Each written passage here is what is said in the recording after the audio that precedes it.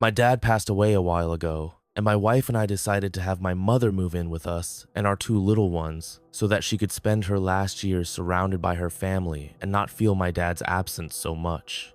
The problem was that we were living in a small two-bedroom apartment, and although we had some money saved up, it still wasn't enough to buy a house.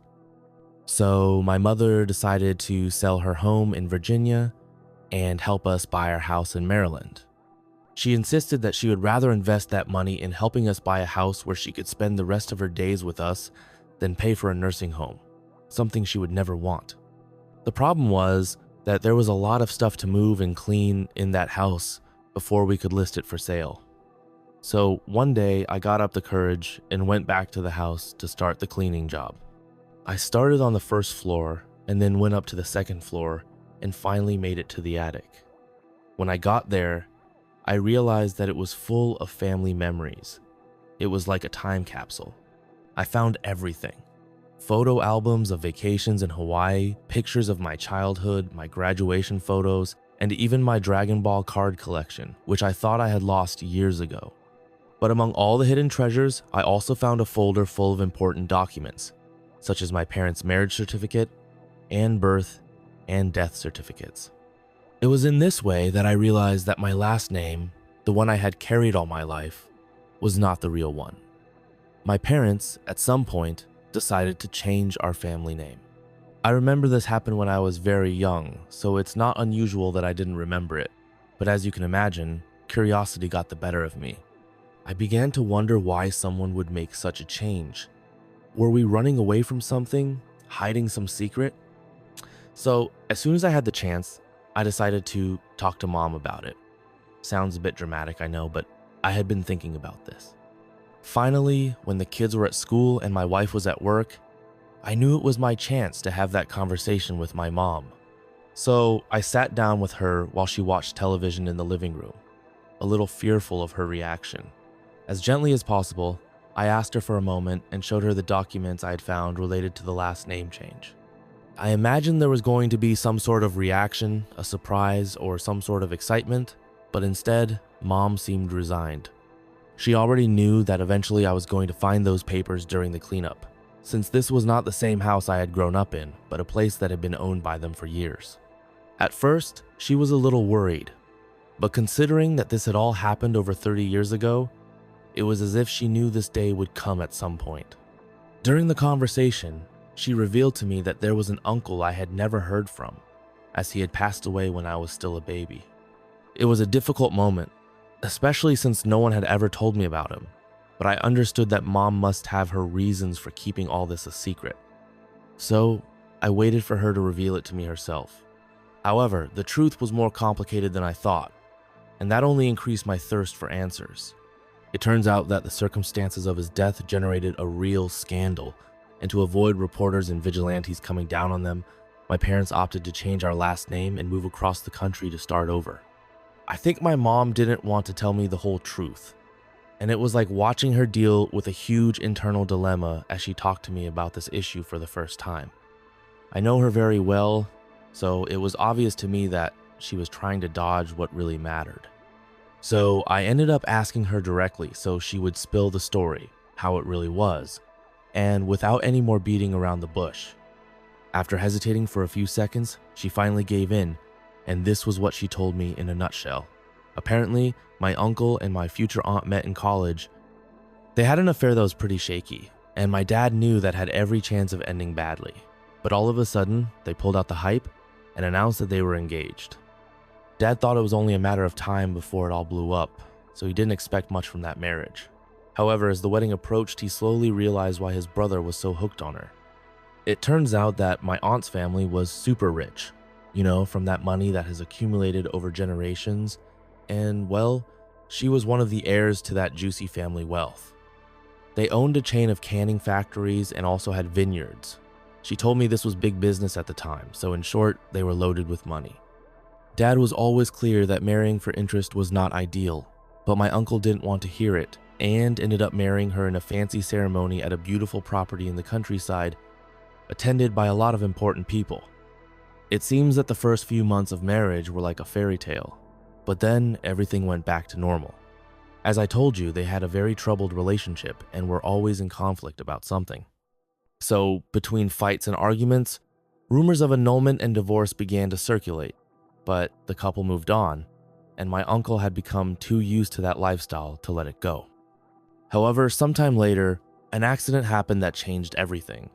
On their first year of marriage, my aunt and uncle went hiking in a mountainous area, and my aunt apparently took a pretty nasty fall. My uncle immediately took her to the hospital with very serious injuries, but fortunately, despite her delicate condition, the doctors managed to save her life. However, after the operation, the family received the terrible news that she would never walk again and that it was very unlikely that she would regain the use of her arms. As I told you, this tragedy changed everything in their lives. At first, it was just the vicissitudes and complications of the condition of my uncle's wife, who after much therapy barely managed to move her right hand, but later her family began to blame my uncle for what had happened to her. Since she was incapacitated, it was he who took her place in the family company, and this did not please them at all, especially her older brother, who was the general manager of the company. This man always thought that my uncle was a gold digger and was convinced that it was not a simple accident with his sister, but that my uncle had provoked him to get rid of her. But the worst storm came later. One night, my uncle's wife took a whole bottle of sleeping pills and died of intoxication. This fact in itself was a tragedy and a scandal. But the real storm came when the policeman who lifted the body found inside her pillow a letter in her own handwriting where she confessed what had really happened, and it turned out that her brother was not so wrong. She did not fall off the cliff by chance, but my uncle pushed her after a fight. In that letter, she confessed that she hadn't said anything because she loved him, and he had apologized to her, telling her that he hadn't done it on purpose and that he loved her too. She said that during her recovery, he had been wonderful to her while taking care of business matters. However, she had recently discovered that he had a mistress and knew she could no longer move on. As you might imagine, this set off a whirlwind. And in the midst of all the chaos, my uncle went on the run, leaving all the pressure of his wife's family on his own family. While on the run from justice, my uncle disappeared from everyone's radar. No one ever heard from him again, not even my grandparents, but his wife's family was convinced that he did and that they were hiding him. The scandal and drama that ensued made my father decide it was best to change course. I never imagined that a simple last name could hide such a dark history full of secrets and difficult decisions. It wasn't until 4 years later that my uncle was found in Hawaii, where he had also changed his identity and had managed to camouflage himself among the locals during all that time. However, the same night he was captured, he took his own life, hanging himself with his own shirt. I was completely stunned as I listened to this chilling story, and I reproached my mother for never telling me about it. She told me they planned to tell me when I was ready, but honestly, who decides that? In the end, they put it off so long that they chose to keep it a secret. They were afraid that revelation would ruin the perception we had of our family and cause us unnecessary trauma. I don't know how I would have handled that if I had to carry that secret as a young man, but as a parent, I can understand why they did it.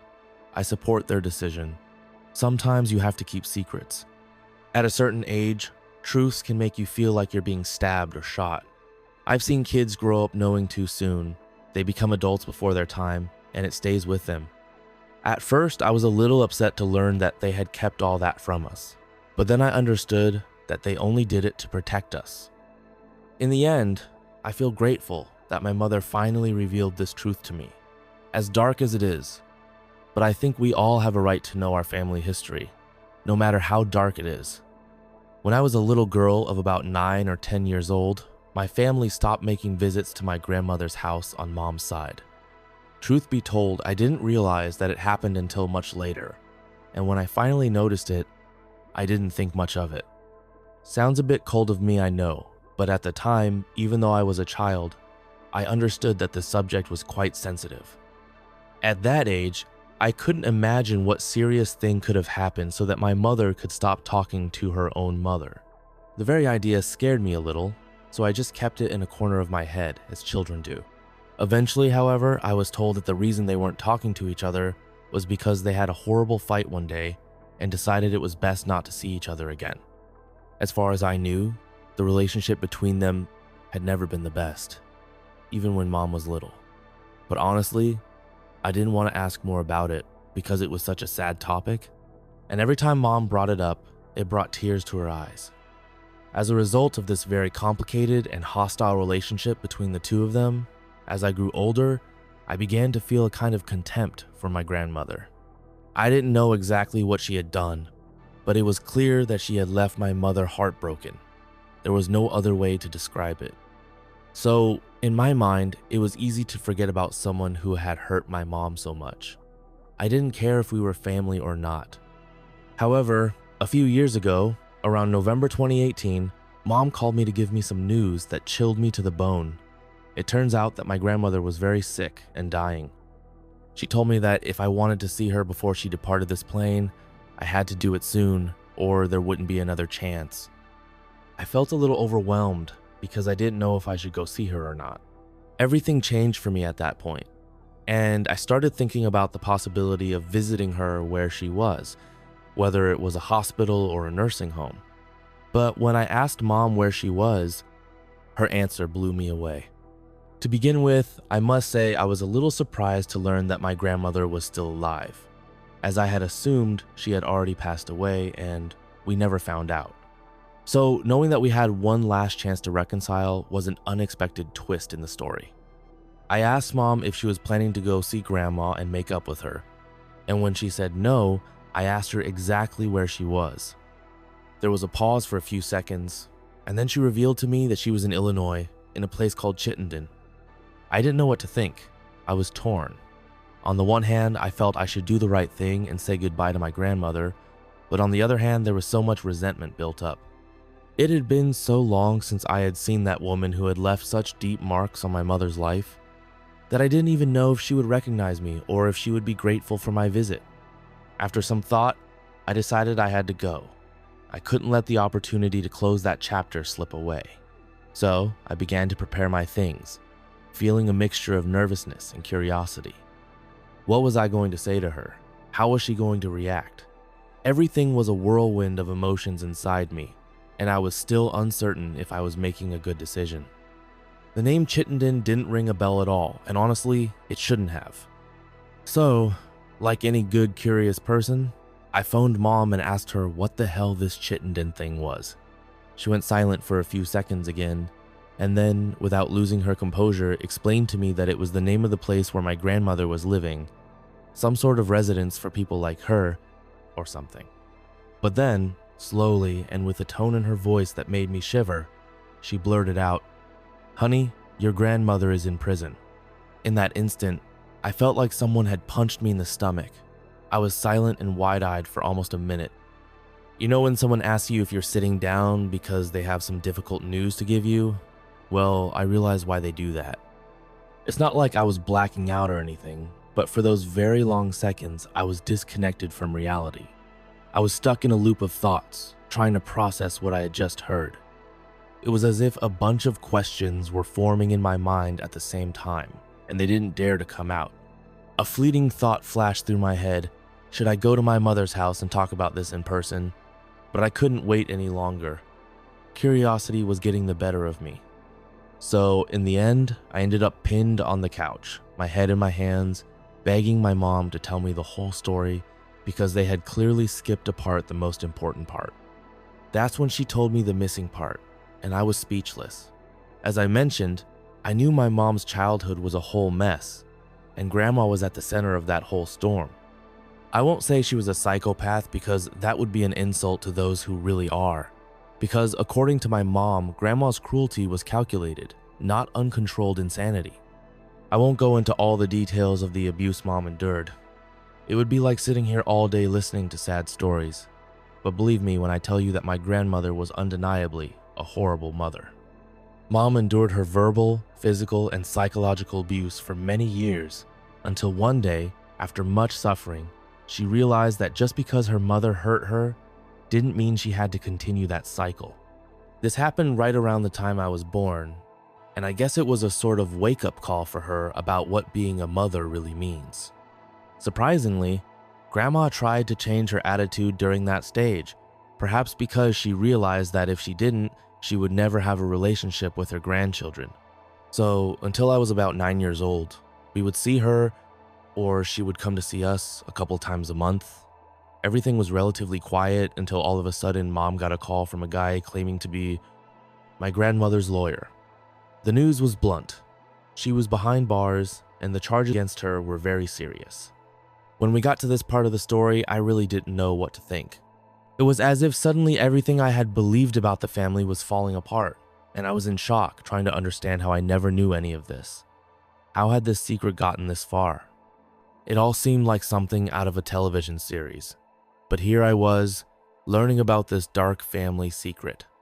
Ahead of me was a chance to visit someone I had avoided and condemned in my mind for half my life, and now the situation was completely different because instead of reliving old grudges, there was a new reality to face. How could a person so hurt and hurtful in the past need my attention now? Questions raged in my mind like a storm, and the uncertainty of what I was going to do was beginning to fill me with doubts. I was about to embark on an emotional journey that I had never anticipated, and that could completely change the way I viewed my grandmother and my mother. Mom told me that at first she suspected that Grandma's legal problems had to do with some sort of DUI incident. She thought maybe she had crashed a car because she was drunk, or, God forbid, that she might have hurt someone. Anyway, the subject took a dark turn, and Mom started asking the lawyer about the bail process, something she had never had to do in her life. And at that point, the lawyer blurted out that my grandmother's bail was about $500,000. Mom got a knot in her stomach when she heard that figure. She already knew that for a bail of that magnitude, things were serious. She knew that Grandma had screwed up to the core and it wasn't just a simple altercation, but that there was something much worse behind it all, and she soon proved that she was not wrong. The lawyer revealed to my mother that Grandma was being charged with 4 counts of attempted murder, 4 counts of conspiracy to commit murder, and to top it off, 1 count of being an accessory to murder. In short, what really happened was that the grandmother had been getting into trouble with her neighbors, a family of 2 young professionals with 2 children. We never knew exactly what had happened between them, but instead of opting for something simple like moving or putting up a higher fence, the grandmother decided to fix the situation in another way. She went online to look up how to hire a hitman. Can you imagine that? She simply typed into Google, how to hire a hitman. And after quite a while browsing, she ended up exchanging emails with a guy who claimed to be a professional at that. But the craziest thing about it is that she was ready to spend all her savings on this hitman to get rid of her neighbors in the most brutal way possible. But karma came to her right away, and in the way she least imagined. Grandma wasn't actually talking to a hitman, but to an undercover police officer who was there to catch her. If this were a movie, it might even seem comical. A little old lady trying to hire mobsters for a simple garden thing, but there was nothing funny about the reality. This just evidenced that this woman was a psychopath. I like to think she's someone dealing with some kind of never-diagnosed mental disorder, which equally doesn't justify how she made my mother's life a living hell for her first 20 years. But the truth is that the more I learn about her, the more I become convinced that her actions were never really motivated by a mental problem, but an all too dark evil she harbors in her heart. My mother recalls that when she confronted my grandmother about it, she showed no remorse or regret whatsoever. She could not believe that her mother was willing to sacrifice a fortune only for the family next door to suffer, even those poor innocent children who had no idea that the evil old woman next door was planning to make them orphans. Just thinking about it makes me shudder. How far can that woman's wickedness go? After learning of all this madness, I decided I didn't want to see her, and a month later, news came that the grandmother had died in prison. Officials reported that her last words were addressed to a former cellmate, and that she did not mention her family at all. Sometimes I think that if I had wanted to visit her, I wouldn't even have been recognized by her. And truthfully, that wouldn't matter to me, because knowing the truth about who this woman was, who unfortunately became my grandmother, I wouldn't have recognized her either. It is a relief to think that that stage of her life was over, and the stories she left us, though tragic and twisted, would no longer drag me down. You've probably heard stories about cruel stepmothers who mistreat their husbands' children in horrible ways, but mine was nothing like that. Mine was a completely different situation, as the monster in my life was my own mother. From a very young age, I realized that I needed to escape from home because the abuse I was suffering was so much that I couldn't stay there a second longer. So one day I took a handful of jewelry that I had taken out of my mother's safe and hit the streets. I had no other plan, just to sell them and give myself a chance to start over wherever and however I could, but away from the hell I was living at home. I had a hunch that my mother might send someone after me, but not because she cared in the least, but because I was her scapegoat.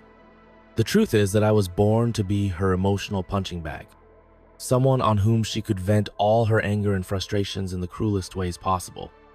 My birth was not a happy moment for her, but a constant reminder that she had married my father solely for money, without a shred of love involved.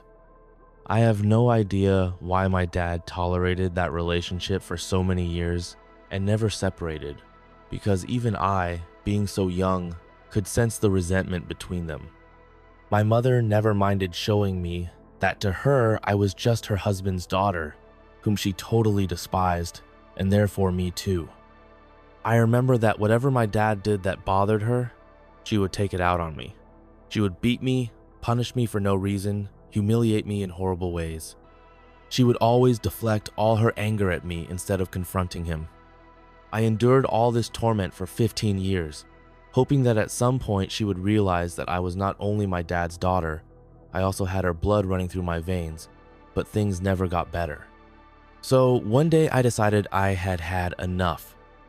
One night after she went to sleep, I hid the keys to her safe, and with my heart in my throat, I got up the courage and stole the money and jewelry that was in the safe, and ran out of there. The first thing I did was to exchange the jewelry at a pawn shop not far from my house. And as soon as I got out of there, I put the money in my backpack and took the subway to the other side of the city. I didn't know anyone, but I managed to stay in a homeless shelter and stayed there for a year, during which time I was living on the money I got for the jewelry, which of course was much less than what it was actually worth. As you can imagine, I dropped out of school, but I met some people who were very supportive and in a way became my family and protected me during the time I was homeless. Among them was Salma, another girl who ran away from home to escape the abuse of her adoptive parents. But that's another story. The fact is that she had just turned 18, and thanks to that, we were able to rent between the two of us a small annex in a modest neighborhood. I also got a job in a grocery store and started earning some money. There was a Starbucks cafe just across the street, so whenever I could, I would sneak out to observe what was going on there. And one day, while waiting for the store to open because I was a little early, I saw a tall, dark-haired man with a body I couldn't stop staring at. He must have been at least twice my age, but something about him left me completely fascinated. I stood there like a fool looking at him until when he turned around, our eyes met, and his smile made me feel a whirlwind in my stomach. Then I knew I was falling in love with one of the baristas. That was the first time I had ever felt that way about a guy, so I decided I had to see him again. I was so interested in this man that I changed my schedule to match his. I also started arriving before the coffee shop opened, just to wait for him to arrive. That little routine soon became the most exciting part of my days. He always smiled at me, and those moments filled me with joy. It was like every smile of his seemed to take away a little bit of the darkness I had always had in my life. It was as if for the first time a spark of hope began to shine in the midst of all the hellish chaos that had been my life up to that point. Every day I was looking forward to that little encounter, dreaming of what it could become. But one day, as I sat there daydreaming, waiting to see that barista who had stolen my heart, I suddenly noticed that it wasn't him entering the coffee shop, but another guy. At first I thought maybe he had fallen asleep or something, so I decided to wait a little longer, giving him the benefit of the doubt. But in the end, time passed, and he didn't show up. Later that afternoon, while I was behind the counter serving customers, I saw him again, but he was chatting flirtatiously with a woman. For some reason, his figure sounded familiar, but I couldn't get a good look at his face. Suddenly, I noticed that they began to move closer and closer, and as they did, An uneasiness began to tighten in my chest. It was then that I realized bitterly who the woman was and why she looked so familiar. It was my mother, and now she was having a passionate kiss in the middle of the street with the man I was in love with. At that moment, I felt my heart break almost literally. I felt my chest tighten with a mixture of jealousy, rage, and the desire to rip the face off that shameless and malevolent viper who brought me into the world just to make my life miserable. When I saw them kissing like that in front of my tent, a feeling of deep anger came over me, as if all the years of abuse and mistreatment I had endured all crowded together in the pit of my stomach and began to burn along with the anger that I was stealing the love of the boy I dreamed of every night. But if they thought it was just a cruel coincidence, they were wrong. When he parted his lips from hers, she turned to look directly at me, and our eyes met for the first time in over a year. Hers shone with a malice I could never have imagined, while mine burned with resentment. Then she looked at him again, grabbed him by the hair, and kissed him again while my world crumbled around her. She knew I liked him, and what she was doing was a warning. I couldn't have anything because she would take him away from me. The fury I felt at that moment was indescribable. Maybe I should have let this moment pass, but I could not. The next day, things got even worse. While I had my shift at the store, I saw that in the coffee shop, my mother walked back in wearing a short dress and started flirting with the barista. This one came out from behind the counter and sat at a table with him looking very seductive. That image filled me with extreme fury, and as if something inside me snapped, anger blinded me, and I decided I was going to do something about it. So, like an automaton, I went straight to the hardware section, grabbed a wrench, and headed for the coffee shop, hiding the object behind me. She was so engrossed in flirting with the guy that she didn't even notice me. But with every step I took, the rage grew more and more until finally I lunged at her, and with all the strength I had, hit her over the head with the tool. I remember hearing a lot of screaming all around, but none of that mattered at the time. I just let myself be driven by a dark rage and hit her repeatedly until finally I felt I had knocked her out. I'm not sure how much time passed, but by the time someone pulled me off her, her body lay limp on the ground. Her long dark hair covered her face, and a huge pool of blood had formed around her. It was only at that moment that I was barely conscious of what I had done. I could feel tears and shame building up in my eyes as I looked around at everyone around me. This was made worse by the realization that it had been the barista who had been the person who pulled me away from her and stopped me from hitting her further. Suddenly, he ran over and threw himself on her, screaming and crying. Then he looked at me, and in his eyes there was so much rancor that it almost broke my soul. But on the other hand, I felt liberated that I had eliminated the monster that had ruined my life. After a while, I heard the sound of a police siren approaching, and a few moments later, my mother was taken to the hospital. Fortunately, she did not die during my attack, but it was a close call, more like a miracle that she survived. As they say, weeds never die. As I confessed what I had done, the detective looked at me with an "I can't believe it" face, and I guess I had never had to deal with such a situation before, although who knows? Sometimes people hide their truth behind a mask. After a while, my mother managed to fully recover from her injuries, and surprisingly did not press charges against me. Perhaps because she did not want me to tell my truth and ruin her reputation in front of her club of high society friends who thought she was a saint.